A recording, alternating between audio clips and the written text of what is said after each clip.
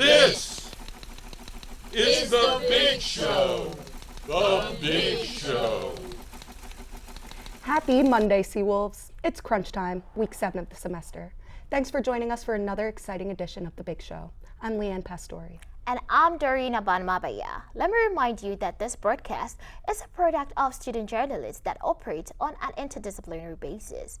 It includes undergraduate students from SOMAS, the School of Public Health, and several of us from the School of Communication and Journalism. Get ready for a mix of news, sports, and the weather to keep you in the loop.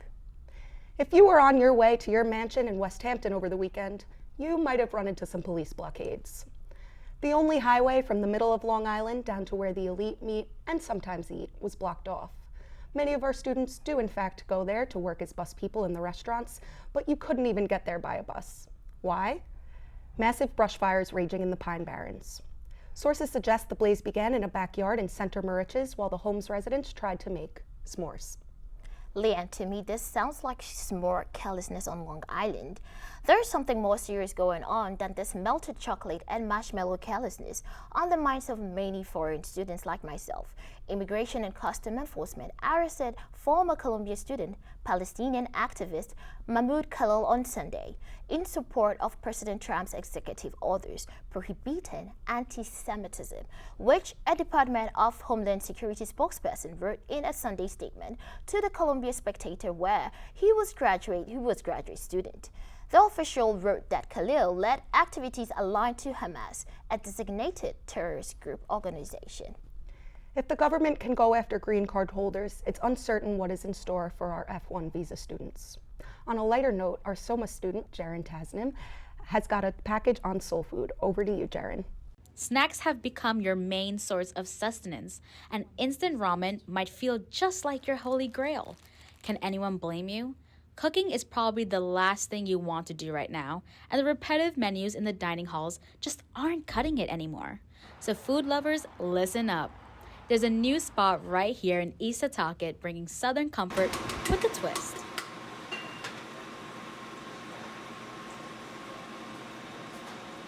Chicken waffle is not in Long Island, it's a Southern style food is there. So I recommend to everyone the food is not in the area, something is new. New kids and new generation, they like new stuff. So chicken waffle is something is like new. First is chicken waffle, then is chicken tender with a waffle. Always we recommend first chicken waffle, then is a tender with a waffle. We have buffalo wing and honey barbecue wings too, which is good. And we have a Nashville sandwich as well. We have a lot of Muslim community in the area, like Sultan, we have a lot of Muslim community. They give us support from beginning a lot. And so that's why we use halal food all the time. So there you have it, folks. From fried crispy chicken to savory waffles, they have it here. Their menu is filled with packfuls of soul food that everyone can enjoy and that everyone is included at the table. So whether you're breaking your fast or breaking your diet, this is a place that you must try. And sadly, I am fasting, so I won't be able to enjoy it right now, but that doesn't mean I won't come back later tonight when I break my fast so I can enjoy this delicious food with my friends and family.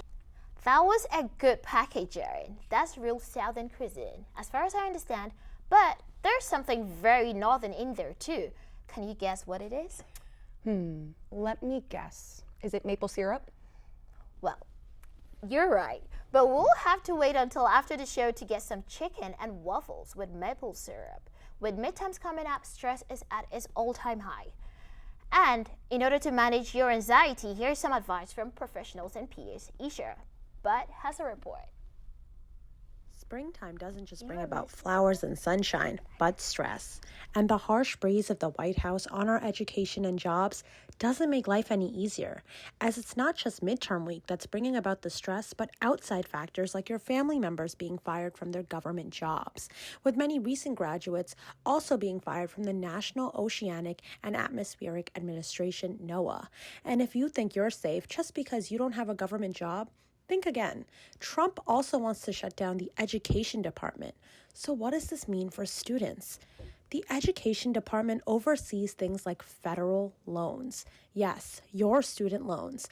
Okay, now I'm sure I've got most students' heart rate on an all-time high talking about this stuff, but not to worry. Time to de-stress with these tips. What I try to work on with specifically college students that are experiencing that kind of anxiety around midterms or school-related concerns is take a breather. It's okay to take a day off from studying. I always recommend not studying a day or two before the actual exam because you're now overloading your brain. You're trying to force as much information in as possible, and typically that doesn't, studying the night before doesn't do anything. So implementing self-care is super important. And self-care could look like something as simple as getting 8 to 9 hours of rest. My advice is, if you're stressed, try to do something that's going to help you out in the long run with the stress. So if you're stressed about class, study a little bit. If you're stressed about, work, maybe try to take some time off. Do something that's going to help your mental health. I also try to take breaks when I study. So I go get food with friends, do stuff with friends, try to give my mind a little break. Whenever you feel overwhelmed, like myself, at this ridiculously huge campus, why is it so big? I can never find anything. Oh my God, now I feel overwhelmed. So let's all just close our eyes and snap your fingers. And open your eyes and come to your happy place, whether that be your favorite restaurant or this beach that's 6 minutes away from campus. It is something as simple as even resting your head on a pillow. It is that easy to de-stress. And if you're still having trouble, please, please, please don't be afraid to reach out and get some help, because having a good mental health is vital for acing those midterms. I'm Isha Butt. I'll see you guys back in the studio. Thanks, Isha. That's important advice to keep in mind. Calm is important in the classroom and on the courts. For the latest in news on sports, here's Ava Shea. Thanks, Leanne. Welcome to Sports with Shea, and yes, just like Shea Stadium. A lot happened this weekend, so let's get into it. On Saturday night, history was made in Las Vegas as Magomed Ankalaev dethroned Alex Pereira to become the new UFC light heavyweight champion. The highly anticipated main event at T-Mobile Arena lived up to expectations, with Ankalaev securing a unanimous decision victory over the reigning champ.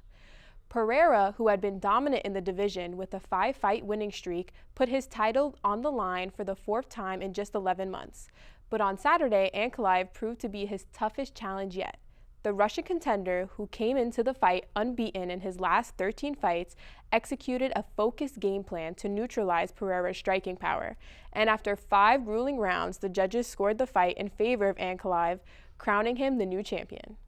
In the aftermath of the fight, Pereira took to Instagram to thank his fans and reassure them that he'll be back stronger for a rematch. Meanwhile, Ankalaev celebrates a hard-earned victory and cements his place at the top of the division. In other news, LeBron James continues to defy time, delivering elite performances in his 22nd NBA season. The 4-time champion has been leading the Lakers with outstanding play, keeping them in the 2nd seed of the Western Conference. But on Saturday night, his momentum came to a sudden stop after suffering a groin injury against the Boston Celtics. The injury immediately raised concerns given LeBron's history with the previous groin tear. However, early reports from ESPN suggest it's not as severe as some feared.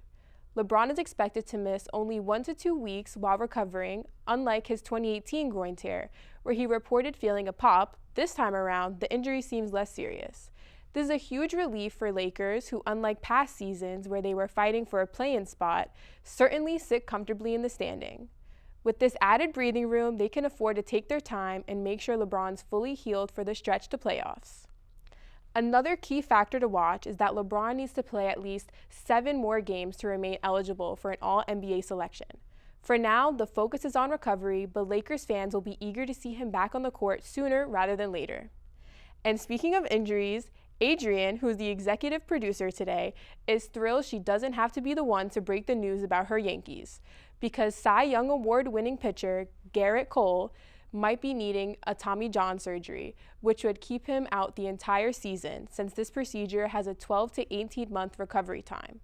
Well, that's all for me today. Back to you at the desk. Thanks, Ava. Let's get things started with the all-important weather update. Admir, tell us what we need to know. Good afternoon, Seawolves. It's a beautiful day outside, and as you can tell, my head can feel this spring breeze. Today we got a high of 60 degrees and a low of 39 degrees, and right behind me, the amaryllis tree is blooming. So right after your class, do whatever you can, go on a hike, go on a run, just try getting outside and getting some sunshine. Anyway, I'll be going back to the studio. Thanks, Admir. For more on the weather this week, here's Lubna. Lubna? Happy spring-like day, Seawolves. Officially, according to the calendar, the spring season begins only on March 21st. Walking to class today, dragging in from Huntington, it seems to me that the sunshine and the temperature put me in a mood that says happy times are coming. We already know today's weather. Tuesday, mostly sunny, mild with breeze, afternoon winds, high of 58, low of 37. Wednesday, periods of clouds and sunshine, high of 55, low of 38. Thursday, mostly cloudy, high of 50, low of 35. Friday, partly cloudy and sunny, high of 53, low of 40. Saturday, mostly cloudy, high of 56, low of 50. Sunday, cloudy and windy with occasional rain, high of 59, low of 46. That's all for the week's weather. Stay warm and make the most out of your spring break. Back to you at the desk. Thanks, Lubna. Spring's always been my favorite season, but it sounds like we still need to keep our jackets and sunglasses handy for the next few weeks. Definitely. Well, that's all for today, but don't worry. We'll be back with some even more updates, stories, and good vibes. Thanks for tuning in. Good luck with your exams, Seawolves. See you in 2 weeks, Seawolves.